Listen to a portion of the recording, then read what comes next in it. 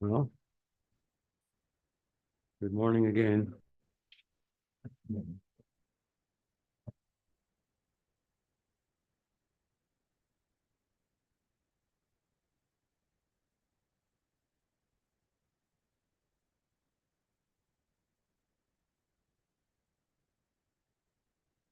So, any questions this morning? Yes. I have a question related to Brahma Sutras, because in the second part of the discussion, why Brahman created the world. So, in Sutra, because the Brahman is complete and full of bliss, so he cannot have motive to create the world. So there is the Sutra saying that Naprayojanatva, he has no motive to create the world. But the next sutra is this famous sutra, which is saying that Lokavatu Lila Kevalyam. So he created this world out of bliss as a lila. But we are as a Gaudiya, we translated it that he actually created this world out of love for the sake of the souls. But it seems that this is motive to liberate the souls. So it seems to me contradict the previous sutra, that he has no motive to create this world. Mhm. How to understand? Yeah. Yes, there's a strong emphasis on the fact that God does not need anything. He's full, right? He's full. Whereas others are moving in pursuit of something, but he's moving nonetheless. And to say that he's moving out of love is to speak about the nature of love. It's animating and by its very nature. There is a statement of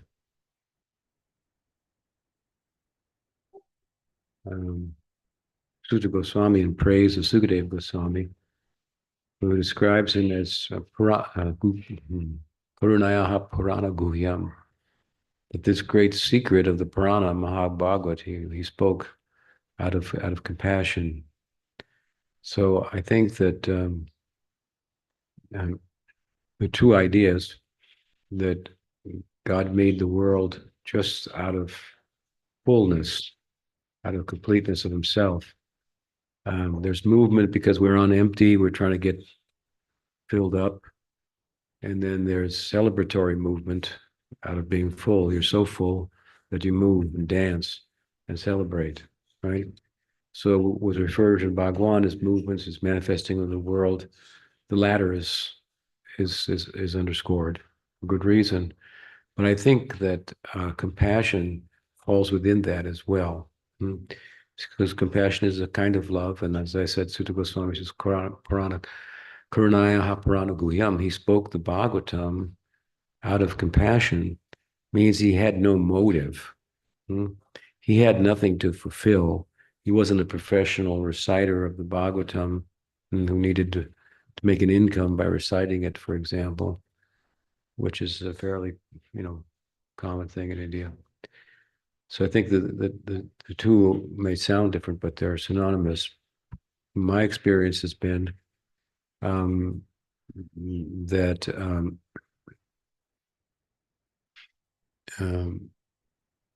compassion for, I remember just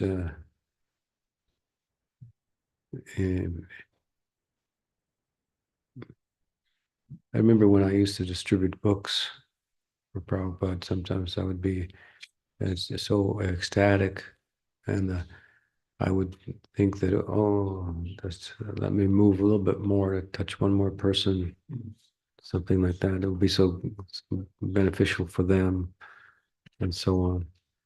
It's not that I needed anything, but I was driven by the ecstasy. That was my first experience of that. So I think the two are synonymous. Some people I have heard say that not for compassion, but But I don't see it like that. I see that compassion is motiveless. Mm. And there's a statement in Chaitanya Charitamrita that I've cited before, and that is that Krishna says that in Vaikuntha, Narayana has one desire. Now, when he says one desire, I would reframe it as he has a desire to taste love in the form of compassion. He says that the desire is that he wants to bestow mukti. The problem is he's surrounded by muktas. Everybody's liberated. So if he wants to taste all types of love, then this is also a type of love. It's a type of love that we feel is supreme in this world, but it's really the baseline for rasa, bhakti rasa. Hmm? The Vaishnavas are considered to be oceans of mercy, kindness, compassion, and so on and so forth. It's said about the Goswamis, Nana Shastra Vicharanaika Nipuno Saddharma Samstapako Lokanam Hitakarano Tribhuvane Manyo Sharanya Karo. For the Lokanam, for the people of the world. Krunayaha, again, out of compassion, they compile these books, Bhakti Shastras and so forth. So, not because they needed anything, not for their own benefit and so forth, but for the benefit of the people. So it's said in Chaitanya Charitamrita that Narayan wants to bestow mukti, but there's no muktas around. And therefore there's that Mahasankarshan, one figure of the Chaturvyuha of Vaikuntha, manifests as Mahavishnu. Then there's a world, and from him come so many jivas who are in need of compassion. And so Bhagavan Narayan avatars, as Nrsimha, Kurma, Varaha, and so on and so forth. Manifest the Vedas, gives us a chance to meet our maker, so to speak. So, of course, none of this happens in time. So Mahavishnu is always there. Mahasankarshan is always there. Narayana is always there. But the opportunity, the point is that the opportunity to bestow mukti it doesn't exist in Vaikuntha because everyone is a mukta. So we could say that, therefore, the reason that there's a world is so that Mahavishnu, or so that Narayan can experience this compassion. It corresponds with that, and as a type of love. It's motiveless. So I don't think there's any contradiction there. And he has no prayojan, it says, right? In the previous sutra. He does so out of love. The second sutra is saying the same thing in another way. And then if you say, well, what if he's doing it out of compassion? Compassion is nothing but a form of love, right? It's an overflowing. It means you have no other necessity, I mean, personal necessity. Does that resolve another question? Yes. So basically, it's now created this world for himself to experience karuna, and we are here to serve in that purpose. But then it's like because all the devotees usually like really coming back to Godhead and everything like that, but their level is so high. It's like sometimes I'm thinking it's like you don't even start and you distance to fail because it's really hard to come back to God. And let's be honest.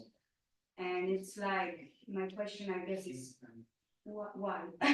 There is some loophole basically because Jiva is so weak.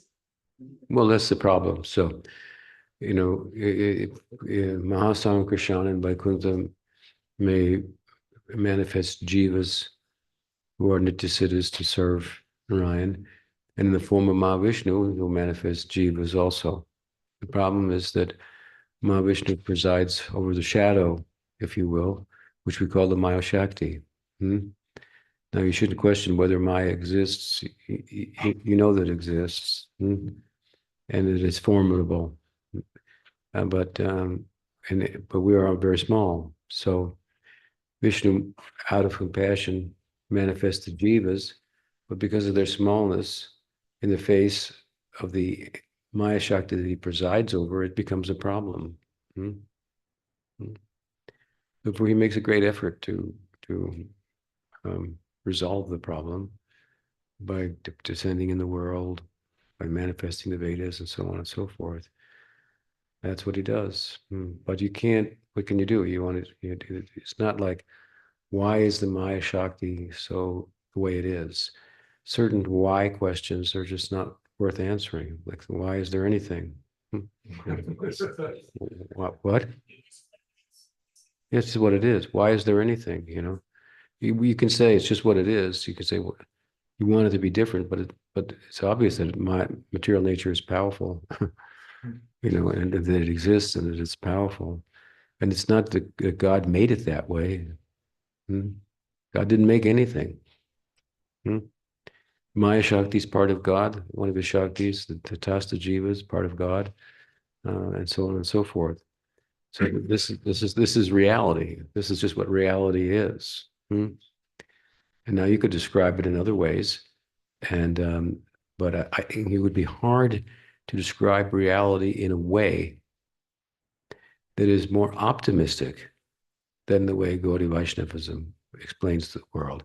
There's a pessimistic element to it, and you bring that up, rightfully so. But that's not the whole picture.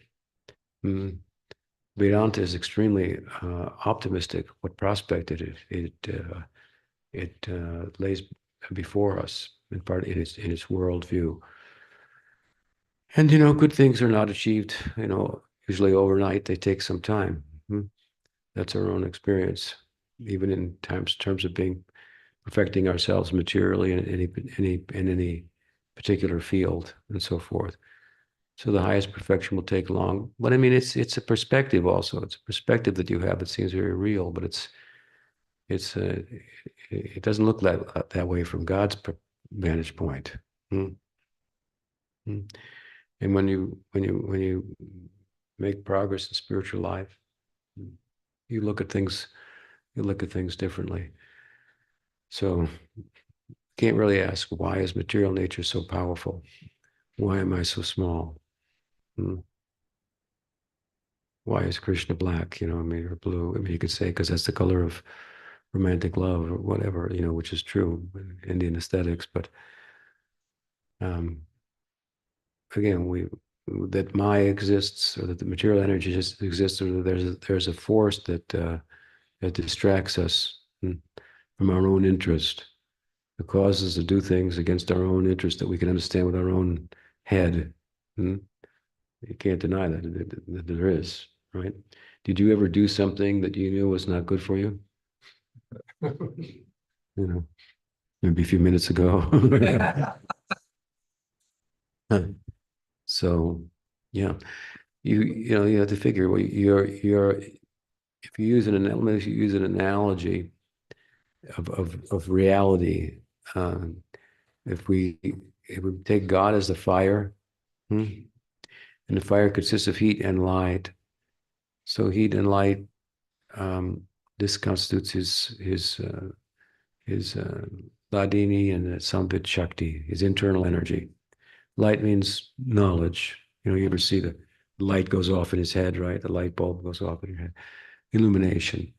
So there's his Swarup Shakti. And heat means feeling, so love.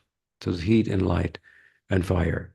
And then there's smoke that is a result of the fire also. So that's the Maya Shakti. It's dark, right? He is illuminated by his own Swarup Shakti, and obscured by the smoke. But he can't be obscured entirely by the smoke, but the sparks can. The sparks are very small compared to the fire, so they can be lost in the smoke, if you will.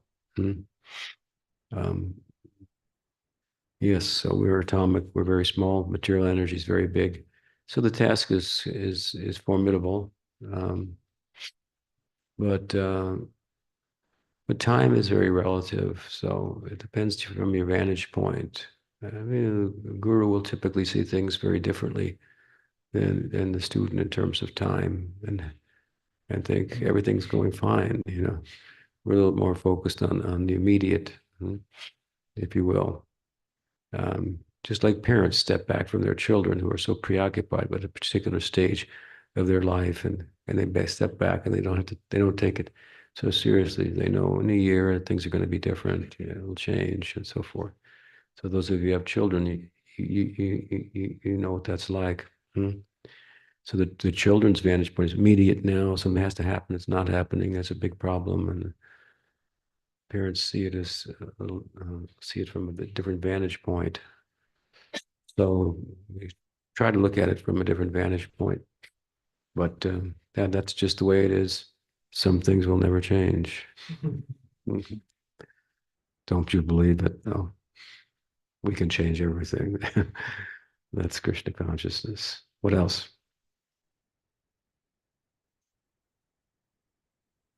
Yes. What if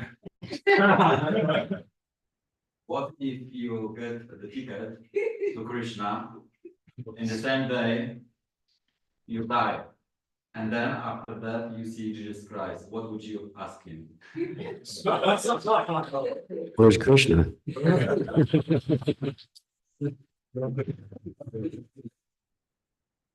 Take me to your father.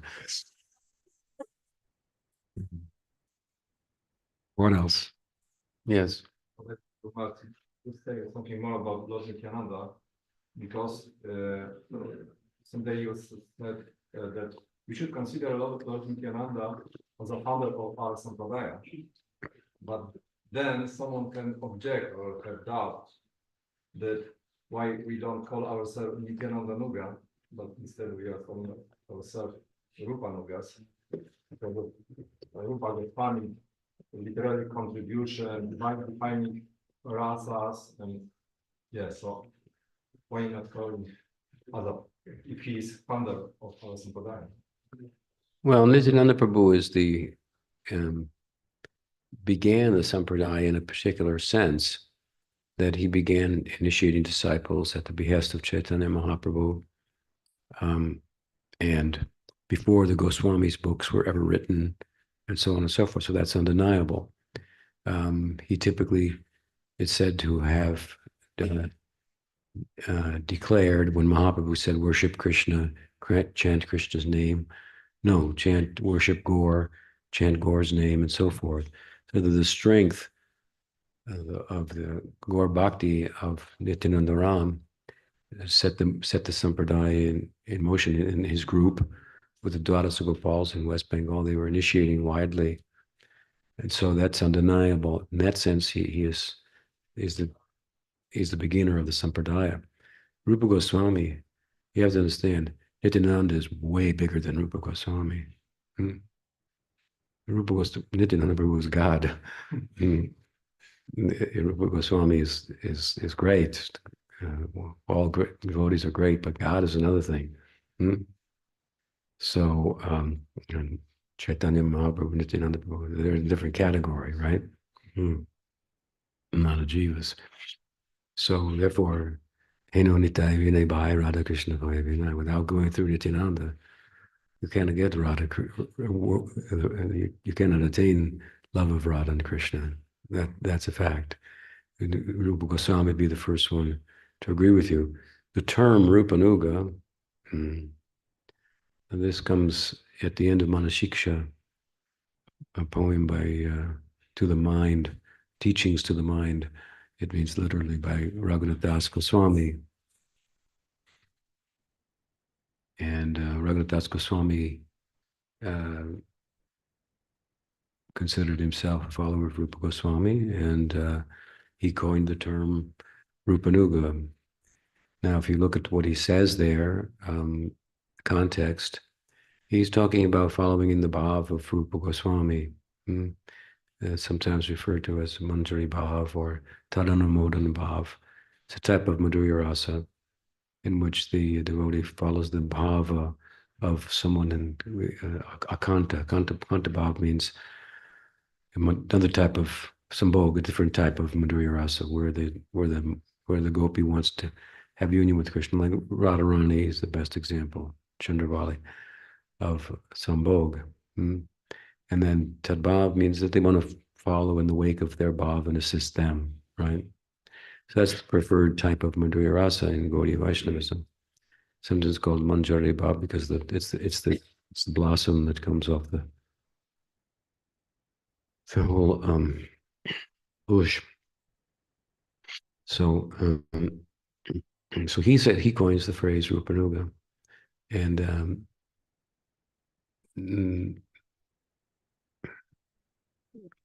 and he means there to follow the teachings of Rupa Goswami and the bhav of Rupa Goswami.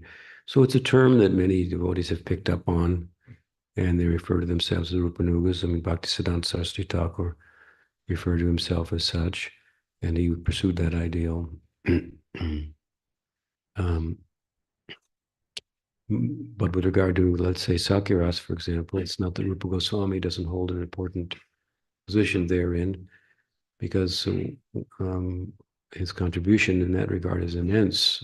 No one has said as much about the nature of that bhav than Rupa Goswami in his Bhakti Rasamrita Sindhu. It's quite a lengthy chapter and different types of Sakya bhav and what are the ingredients and symptoms and examples and so on and so forth. It's considerable.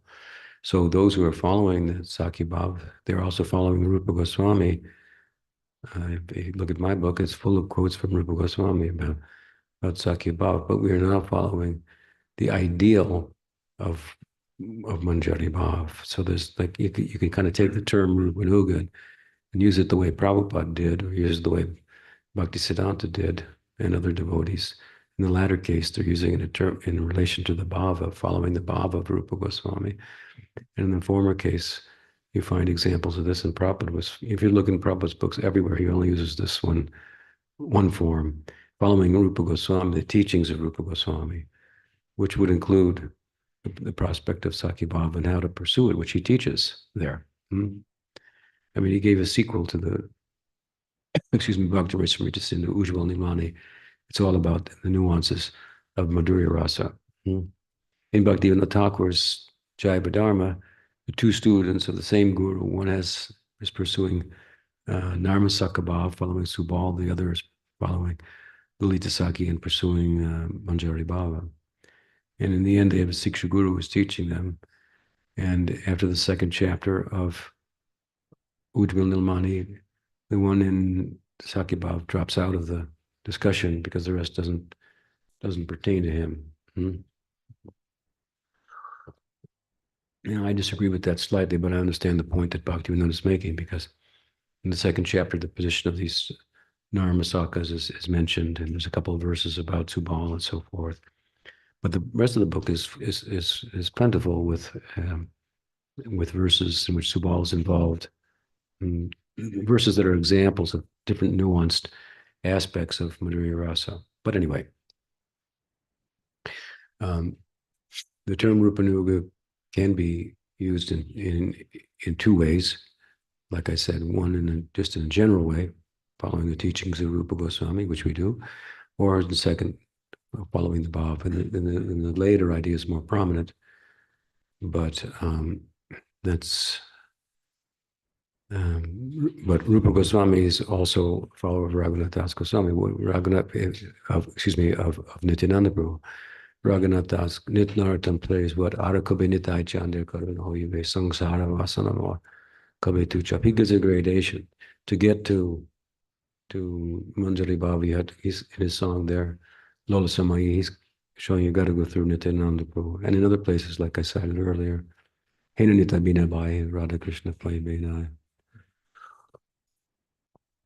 I'm going over that at some length in my second chapter, I think. First chapter, maybe the first chapter of Circle of Friends. Does that help? Yeah, but following question relating to, I would like to request you, Guru Maharaj, about explaining the term of parivara, which you are using here, because someone can object that we call ourselves Bhaktivinoda Parivara because parivara must have its origin in some close associate of Lord Chaitanya, like Nitya Siddhas, but Bhaktivinoda, he was convert, yeah? He so one can use such Well, I mean, anybody can say anything they want, but I mean, what are you going to, how are you going to, you're going to dismiss, you want you want to dismiss Bhakti Vinod? I mean, that'd be pretty foolish, wouldn't it? Yeah. But what is the Parivara is? Paribara means like, means like family. It's just a word, community, family. It's not like It's more- Sampradaya, the same term. Well, sampradaya is another word. They could be used simultaneously, but they tend to be used in Gaudiya Vaishnavism differently, because Gaudiya Vaishnavism considers itself a sampradaya in which there are different paribars. But in Sarvasambhadani, Tika on Satsandarbha of Jiva Goswami, he says Chaitanya Mahaprabhu is the fountain of many sampradayas. So he's talking about paribars like that, using it in as a synonym. So different ways to talk about it, but again, we consider there's one sampradaya and there are many sects within it. We've got many streams, and sure, it originated in terms of those streams in the person of associates of Mahaprabhu, like Nityananda Paribar, his community, Advaita's community, Srivas Thakur, this one and that one, right? Advaita, Gadadhar Paribar. But we see that even earlier on in the Sampradaya, the terms like Narottam Paribar come up, and Shamananda Paribar come up. Neither Narottam or Shamananda, no one will object to that. Narottam, Shamananda, they were not in the immediate association of Chaitanya Mahaprabhu. They appeared after his disappearance from the world. So, but we don't call it Lokanath Paribar, even though Narottam became disciple of Lokanath. They emphasize Narottam because he had such a big, wide circle of converts and so forth. They showed, it's a little bit like Sridhar said, he's showing a lot of power there, so we mention his name. More, so this is common in Gaudiya Vaishnavism. Shamananda was that's a very external contribution to the Sampradaya, that the people have began to call it Narottam Paribar. From internal reasons, a very special event in the life of Dukhi Krishnadas, which turned him into Shamananda. They call it the Shamananda Paribar, but he's not one of the original associates of Chaitanya Mahaprabhu. So we're only going further down the line, right? We could call ISKCON could call himself Bhaktivedanta Paribar, but the reason that they shouldn't do that is because Prabhupada himself said this is the movement of Bhakti Vinod. And if you look at it historically, it is. Bhakti Vinod started this like worldwide mission. This is his idea, and it didn't come from anybody else, really. There were a couple of Indian Gaudiya sadhus that came to the world. One before Prabhupada. One was named, I can't remember. No, to the United States.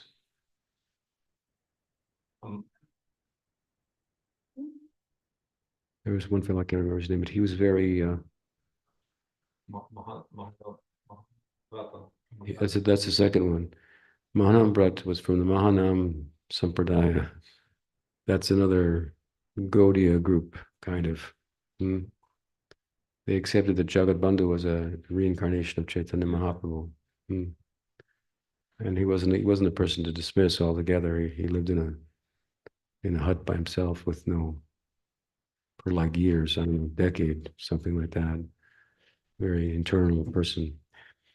But Mahanam Bhatt Brahmachari was a very learned Gaudiya Vaishnav. He actually became a mentor for Thomas Merton in the United States, who was a famous Christian monk and writer and very deep Catholic intellectual. The other guy, I can't remember the other Vaishnav, but he was not successful. I've read some of his work. It was very like fundamentalist, very a little bit caustic in his presentation, a lot of Varnashram influence and so forth. Was not very appealing. Manamrat was very appealing, but he didn't have a following. So Prabhupada came with the power empowered by Nityananda Prabhu and had such big success. You can't dismiss that as part of the Bhakti Vinod Paribara. I mean, anybody can complain about anything, but that doesn't mean it makes sense. Oh, you're not like, what are you going to do? Argue against your own bliss? So if your mantra doesn't work, it's one thing, and if it's working and someone says, you didn't get the mantra in the right way because you weren't standing on your head facing north at a time while a cow was giving milk, all these rules, it just doesn't, you can just laugh at them, what are you going to say, right? Rules are made to be broken. That's what they're made for. They're made to be, they're made because you don't have sense. You come to a traffic light, the light goes on. If you're in the middle of a rural area and there's a traffic light, there's no cars for miles and it's red, you can just walk across the street, right? You're not going to wait for it to turn green. When you do that, that's niyamagraha. You don't know the meaning of the rule, you're following it. But then you shouldn't necessarily neglect the rule either, because it has its place as well. Where there are rules, there's no love. Where there's love, there's no rules. So Varnashram is the law. This is the socialist religious law. And advocates of Varnashram in the modern day are typically very, very uninformed about what Varnashram constitutes. I mean, Sanatana Goswami writes in his introduction to Brihad Bhagavatamrita, he gives a prayer for the fortune of overcoming the obstacle of Varnashram with all its millions of rules. It has its place. It's good, but it hasn't a transcendent destination within. Even the Gyan Marg is leaving off of Varnashram. The sannyasi leaves the Varnashram. You can call it an ashram, but he's outside of the society. It's rules for society, a social religious system. It's the moral realm, which can never be the whole of the goal of spiritual life. Moral life is like, you have to catch a wild animal in a cage, and then you train the animal. You give a little, and then if it gets trained, then you can open the door. And so, like, moral life is just like that. We're living in a cage. We've come from animality. Now we're experiencing humanity. And if you have like a couple of dogs for pets and you put down food, one's not going to say, you go first. Or say, excuse me, thank you. It's not likely to find that. But humans are also animals, but we learn to say thank you. We learn to say please. So it's a step in the direction of spirituality, gratitude. It's a beginning of love. It's not the end of love by any stretch of the imagination.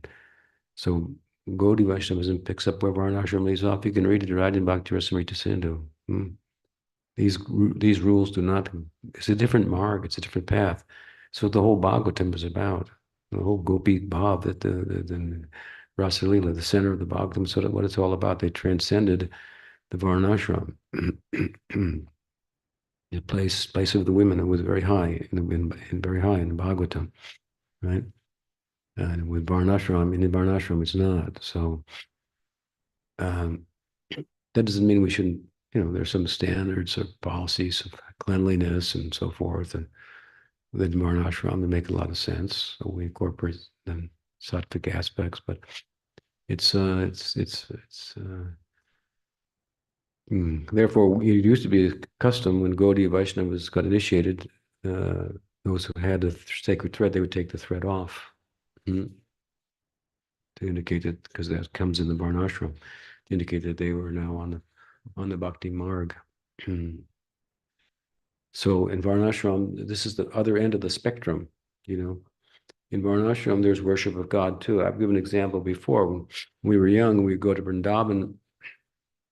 The closest market to Prabhupada's Krishna Balaram Mandir was the Loi Bazaar. Loi Bazaar is like it's a wool market, Loi Bazaar. Then we came looking for deity clothes and mukuts and japa beads and tilak, and so gradually it became populated with mukutwalas and tulsiwalas and so on and so forth, and some shops for dhoti, sari, and so on. And then one shopkeeper would put a picture of Prabhupada in the shop. And then we go, oh, he likes Prabhupada, so we buy there. So his worship of Prabhupada was motivated to get some patronage, right? I'll put the picture of Prabhupada up, they will come to my shop. Right? And when they come to my shop and they buy my goods, I love Prabhupada that much more. It's not a bad thing, but it's not the highest thing, right? Not the highest thing. So this is Varnashram, right? Therefore, Prahlad, he says in Bhagavatam, not nasabritya by Banik. Don't be a servant. Don't be a merchant. Banik, be a servant. Don't be a merchant. Make a deal. I'll give you this. You give me that. Be a servant. That's the idea. So, and Prahlad marks the beginning of real bhakti, Shuddha bhakti, right? End of material desire. All the gods, when the Shingadev appeared, they were afraid to say anything. Why? Because they had some material desire, and he's the enemy of that. And it was that personified in such a horrendous form was Hiranyakasipu, but a little trace of it in themselves made them fearful to approach Narasimha. So they pushed Prahlad out there. You say something. And he spoke, and a big lion said, meow. Come, you sit on my lap. Right. So, in Varnashram, there's so many rules, and the love is like the love of the shopkeeper for Prabhupada. It has some value, but it's certainly not the whole face of love. And the other end of the spectrum is the Rag Bhakti, and it doesn't look like love. Sri Dhamma is wrestling Krishna to the ground. Radharani is saying, don't let that debauch in here, into my grove. Keep him out. Puts her manjaris there as guards in front. Keep that guy out of here. Mother Yasoda is tying him up, chastising him. So it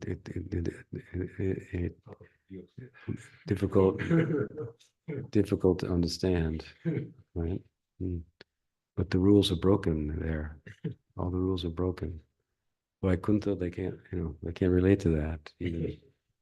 So it's the other end of the spectrum. And the doors for this have been opened to us by Chaitanya Mahaprabhu. Prabhupada, in a similar way, said that he wanted his society to be run by two principles. Everything should be based on love and trust. In those days, Prabhupada would allow the GBC, which was his own appointed governing body commission, to meet for no more than 3 days about how to carry on the preaching. Yeah. Just short meeting. Less rules, more love. I had the fortunate experience in my life of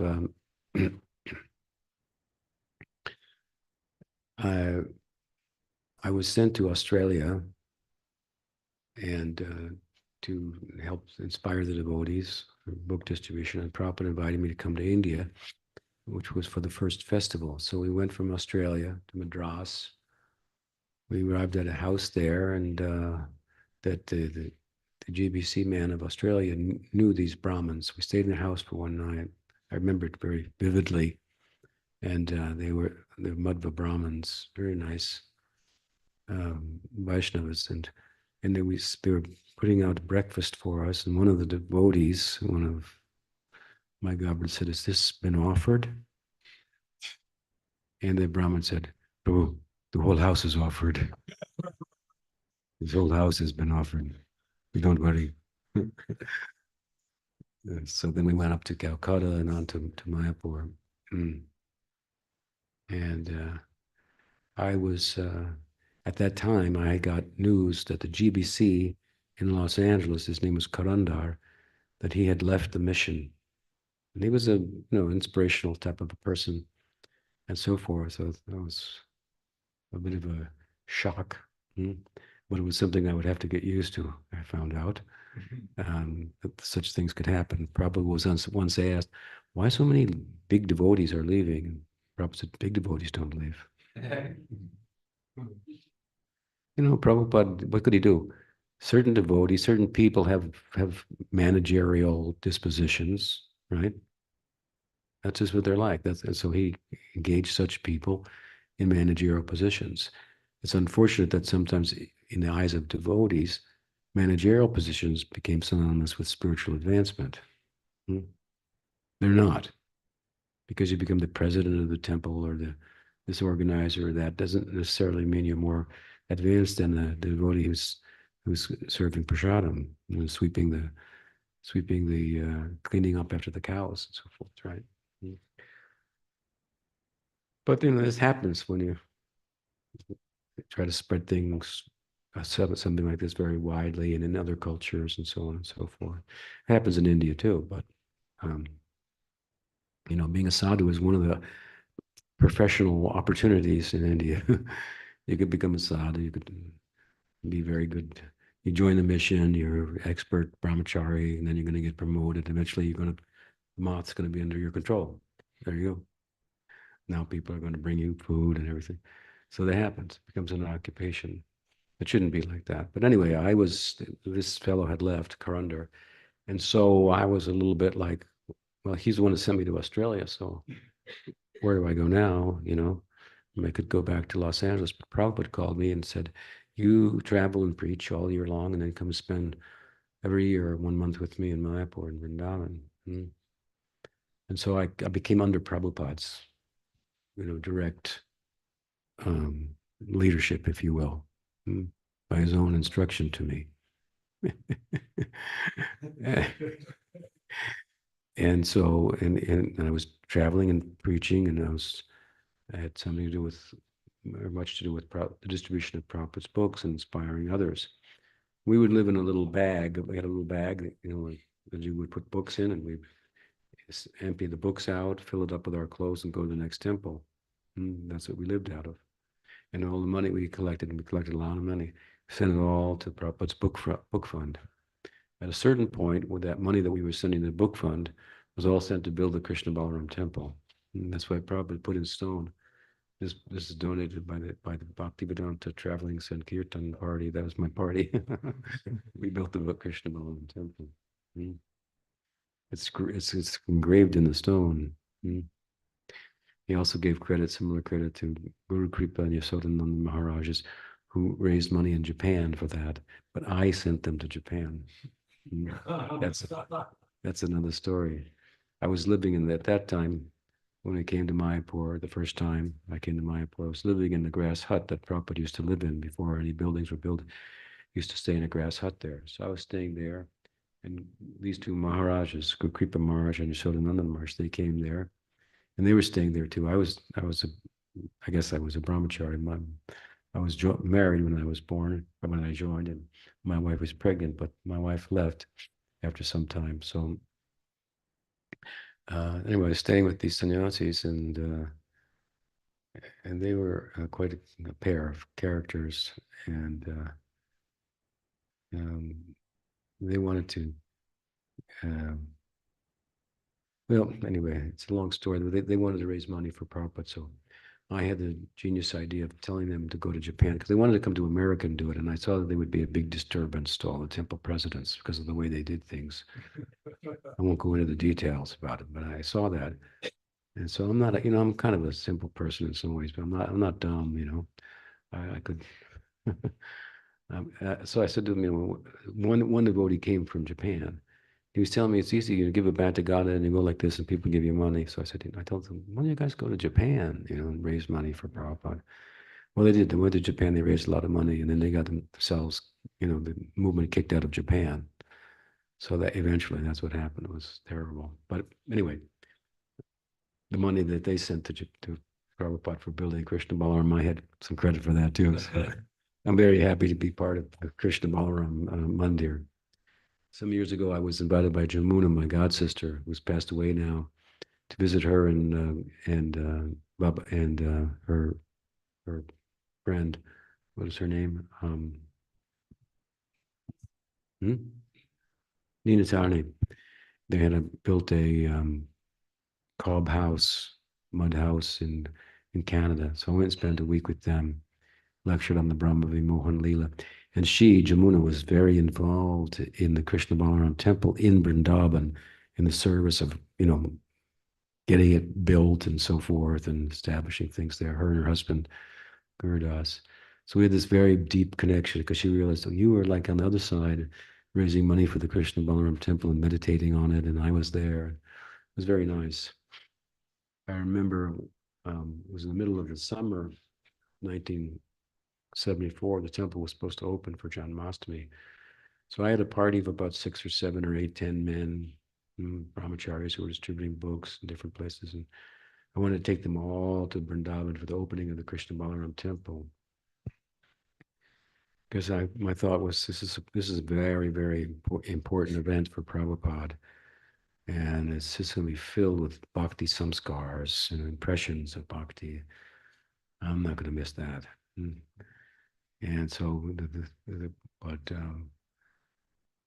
Ramaswar Prabhu, who was very much involved with the book fund, he tried to convince me it was spiritually selfish. You should stay here and sell books. And, so, and I said, I'm not listening to that. He was almost like, book distribution was the be all end all. I thought it was a means to an ends. And I learned that from Prabhupada, actually. So happened it didn't open, it was late, and it didn't open until 75, which coincided with the time when devotees were coming for the festival. So I was able to go for that. That's the year I took sannyas. But anyway, going backwards a little bit, I was staying in that straw hut, right? Prabhupada told me to work under himself by way of saying, you travel everywhere. And so I didn't have a GBC. I didn't think about it. It wasn't as heavy of a thing as those days as it is in ISKCON now. I was just hearing from some of the rules about ISKCON, what you have to do, and they were onerous, I thought, but they have their reasons for them, I suppose. But things were different in those days, and then I traveled that whole year all around distributing books. And the next year I came to Vrindavan and Mayapur to be with Prabhupada, and the GBC, they're having their 3-day meeting, and so they wanted to talk to me. Among other things, on their agenda was me. Somehow I was on their agenda. So they called me into the little room there that they were meeting, and they had one question for me. You're traveling around everywhere and selling books and raising money, sending it to the book fund. Who is your GBC? I said, I don't know. I told them what Prabhupada said to me. I didn't think about it, It didn't cross my mind. And then I could understand that some of them wanted to be my GBC, so they would control where the money went. It wouldn't all go to the book fund. Some would go to build their temples or their projects and so forth. They were all like a few years older than me, most of them. But anyway, they wanted to control. I mean, it wasn't a bad thing, but I mean, and I didn't object. I said, I don't have a GBC. And I said, Grunder was my GBC, and he blooped. So they all kind of turned red, you know, like. So I wasn't, you know, offensive or anything like that. I was just, I don't know. You tell me, you want me to have a GBC? Okay. So then they went to Prabhupada. And that's what they would do. After the 3-day meeting, they would run their resolutions by Prabhupada. He would say, yes, no, change that. That's not good. Why that? You know, yes, very good, you know. And so they said, and Prabhupada Tripurari, and Prabhupada said, what has he done? I know this because three of the GBC came to me afterwards and they told me what Prabhupada said. They were very nice. And Prabhupada said, what has he done? His eyes became very big. And they said, well, Prabhupada, he doesn't have a GBC. And Prabhupada said, he does not need a GBC. He's doing, well, you know, management is you're supposed to, you know, manage yourself out of a job. That's what you're supposed to do. That people become inspired. Nobody doesn't need to tell them what to do. They know what to do. He's doing that. And they were just like, well, okay, you know. So then a few of them came and told me that. And at that time, also, one of the resolutions that Prabhupada approved is no one will take sannyas without the GBC's approval and waiting for 1 year. Because some sannyasis were falling down, they wanted to protect Prabhupada from that. But when the Krishna Balaram temple opened, which was 2 weeks later, I got those bhakti samskars that I was talking about from Krishna Balaram. It was just so powerful and overwhelming. I thought I really should just like, what can I do? How can I commit myself more? I should become a sannyasi and something. So I went to Prabhupada and told him, and he said, it's okay, you come tomorrow. And the GBC, you know, whatever, you know, so rules are made to be broken is the point, right? They're there, they have a purpose and so on and so forth. But there's more to it than just rule making. And that's again stated by Rupa Goswami. You have to know the purpose and how to adjust them accordingly, and so on and so forth, without neglecting the rules. This isn't oh, you know, I'm not able to. I don't really like to practice very much. Well, you must be a rag bhakta then. You know, it's not like that. No, don't think like that. Okay, what else? Yes, right.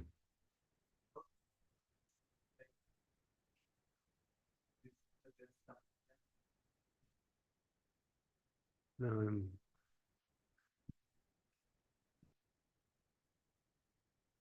I'll have to think about that. There are some nice prayers. Mm. Mm.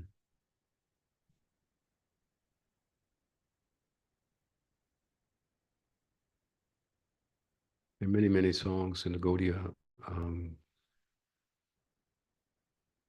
What's it called? Gaudiya Padavali.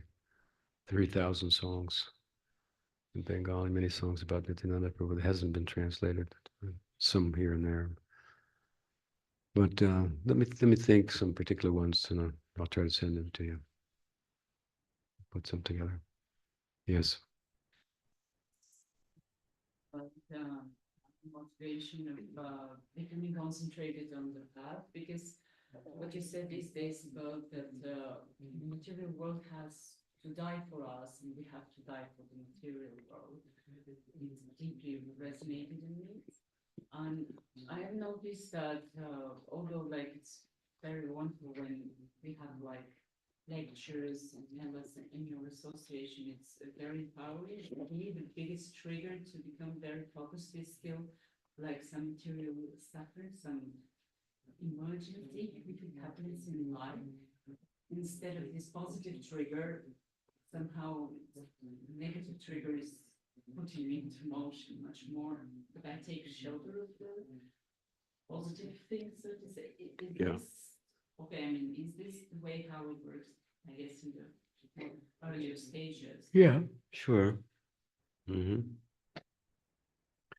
Yeah, I mean, material nature is a positive, negative impetus, a very powerful, I should say, negative impetus for our spiritual life. And the more our hopes and dreams evaporate, the more destitute we become. Therefore, tvama kinchana gochara. Everything's lost, then you tend to be in a better position if you've been schooled and so forth. So I wouldn't look at the negative impetus as something negative at all. But it's natural. Eventually, yes, with Ruchi, Nishta, you have more positive impetus because the negative impetus is gone. Yes. What else? On some occasions, I was having like feeling that death is near, let's say. And I was thinking, okay, that I was thinking, is this life like worth so being afraid of? So I came with two things that like make it worth. One of which was being associated with you, but then I was thinking, okay, but if I die now, I'm not very advanced at all. So I'm not gonna move, let's say, to some Prakatio when I will be associated with the gopis, I will be reborn again. But until I'm born again, until I grow up, maybe it will be very old age. So what happens in the case of a devotee who, feels that he's on the right path, desires this situation, but his journey is cut short. Does he or she continue in the same, let's say, rasa that his spiritual master had, or it's more connected to the personality of the master? Then how it happens, or it's just another, or You take a birth, Krishna will connect you with with the same line, sadhus, just like if you have a karmic connection with people, you'll be connected with them, ongoing. And so,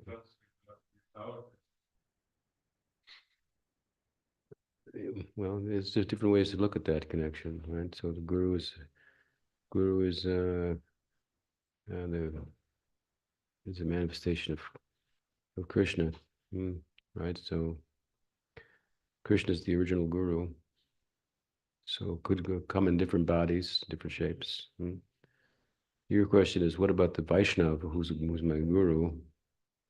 Where will he be? That depends. I could be there. It's possible. But if not, somebody else will, and they'll connect you further. And if the question is, what if I want to be connected with this particular Vaishnava, who's my guru eternally? Then if you want, that's what you'll get. There may be somebody in between, but that person will only help you along the way. Then you'll end up there. So it depends what you want. Now, if somebody says that, everybody thinks I want to, is what that's okay. Yeah. Yes. So, yeah.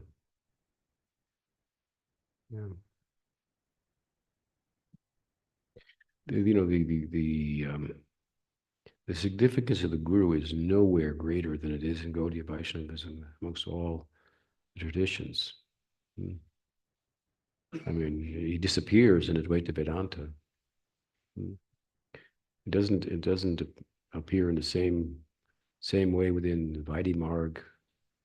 In Gaudiya Vaishnavism, he's there with a group, with gopas, gopis. They can enter into the same group and so forth. It's very extreme. So that's good. It's nice. Yeah.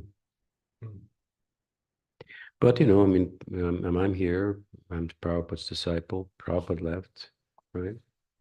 Prabhupada departed. By his grace, I got the association of Sridhar Maharaj.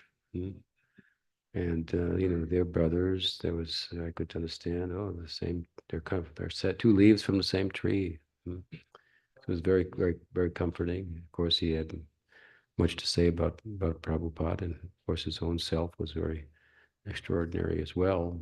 So it was something I wasn't expecting to happen, but it was very auspicious.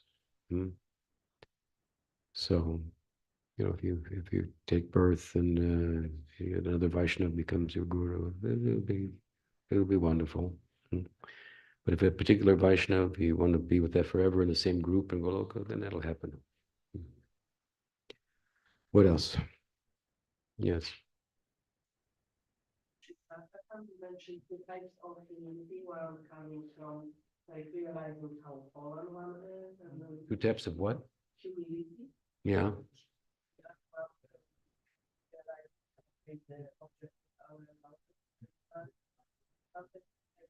Is there any way that humility manifests itself in like Krishna Lila, and what would be the inner motivation of the devotee to manifest it? I think I've mentioned that in my commentary in Shikshastakam as well, that in the end, Sanatana Goswami has written about this in Brihad Bhagavatamrita, humility in prem becomes synonymous almost with prem. Hmm? Hmm. And the prem fosters humility, and humility fosters prem. So it's, if, for example, let's take, for example, these very, very exalted devotees like Nanda and Yashoda and Sridham and Rasamanjari and Vishaka, Gopikas, Gopas, elder Gopa people. And Narada comes. Narada's a big devotee, right?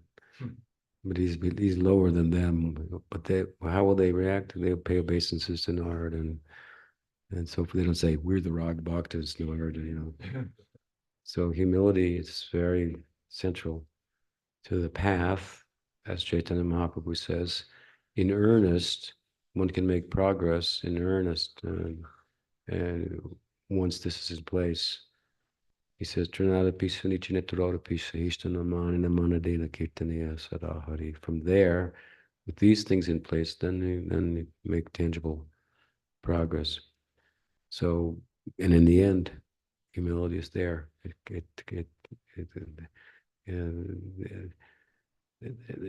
They're naturally humble, the Rag Bhaktas and Braj. And I give you an example. If a sage comes, they're very humble. But humility fosters bhakti, and bhakti fosters humility. Sanatana was written about it in Brihad Bhagavatamrita. I've referenced it there in Chaitanya Charitamrita, in my commentary to Shikshastakam, so you can follow that up and see what Sanatana Goswami has said there. Can't recall everything he said, but just this essence, to foster one another. Very central, and humility to Gaudiya Vaishnavism. Look at the example of Krishnadas Kaviraj, right, in Chaitanya Charitamrita, his humility. So he's a Braj Bhakta. Of course, it plays out, this is your point, it plays out more easily in Sadhaka Vesh or Sadhaka Lila than in Krishna Lila.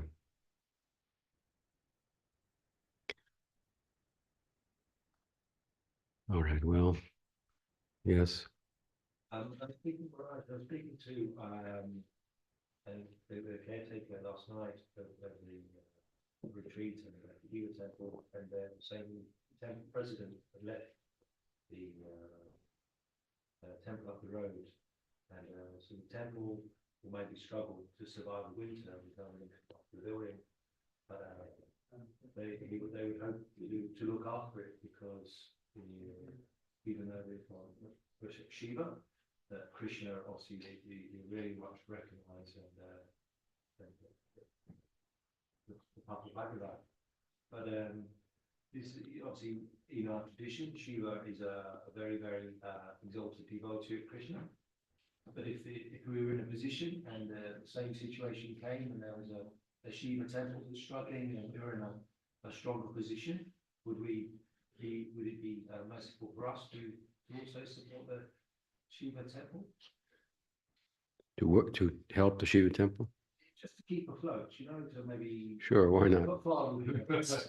People in their fight, not Sure. run service and things, but just Yeah, Chaitanya Mahaprabhu worshipped Shiva. We worship Shiva. All of Bhaktisiddhanta Saraswati Thakur's temples have a Shiva lingam that is worshipped before going in the temple, because Shiva has been given an eternal spot at the gate for the Rasa Leela. He's a gatekeeper. Can't get in without him. So it's just a question of the way, the conception with which you worship Shiva.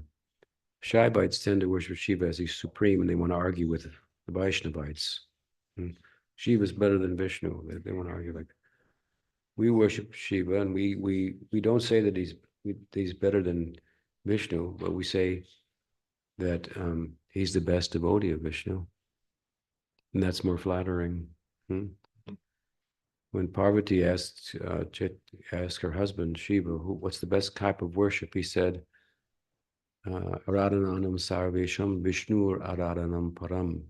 The param, the best type of worship, aradhanam, is the worship of Vishnu, Shiva said to Parvati. And then she was a little disappointed because she worshipped Shiva. And so he said, Aradhananam sarvesham Vishnur aradhanam param. Tasmat parataram Devi tariyanam samarjanam. However, Tasmat, my dear Devi, one who worships the devotee of Vishnu is even better. And she was really happy. So we worship Shiva, we just have a different idea about him. But our idea, what we Gaudiyas say about Shiva is more flattering and pleasing to Krishna than what the Shaivites say about him. We might not be able to convince them about that, but Shiva will be very pleased. So yeah, we take over the Shiva temple, no problem. I have a follow-up question. Does Shiva have a connection with Sakyaras? Yeah, he does. Yeah, there's a statement in the Purana, Shiva wanted to experience Sakirasa. Shiva is, of course, a transformation of Vishnu, so he's not ordinary Jiva. But yeah, Kavi Karnapur has highlighted that in his Gorganadeshtipika. Therefore, he's identified Advaita with Mahavishnu and with Sakirasa. Of course, Shiva also has a connection with Madhurya Rasa. As what is his name? Gopishwar. Again at the gate. So this is Shiva. Yeah, he can do both things, not us. What else? It's been nice to be with all of you, let's say that, and been a nice festival. My thoughts have been at times going back to appreciation, thankfulness to Gaur Shakti, Leela Shakti, Anadi Krishna, some of the original Polish devotees who came all the way to Audaria in California to see me and encouraged me to come to Poland. Began holding some programs in Krakow, and I think we were in Krakow, or yeah, Kielce programs, and then in those programs we had the very kind of caustic Krishna Karnam asking his questions year after year, question after question after question. That's true. But I had all the answers for him, all the answers. Finally, his heart was won over, and then for a short period, Nabhayovan and Ramariti weren't with us now. Started organizing festivals out here, and you were converted that time. And then your wife came and saw me once, and she was convinced this is the course to take. So she was much easier to convert than her husband. But the two of you, Krishna Karnam and Namarasana, for years now have worked to establish these festivals, to put them on. It's a lot a lot behind the scenes that goes on. And of course, many of the devotees here helping out and whatnot. It's a big production. I appreciate everyone's effort. I just come and sit there, and talk and eat and talk. That's about all. But I appreciate it, and it's become all Europe festival. So devotees from different countries coming. It's very nice. I hope to be here again with everybody. Gaur Bhaktivinoda ki jai. Gaur Premanande.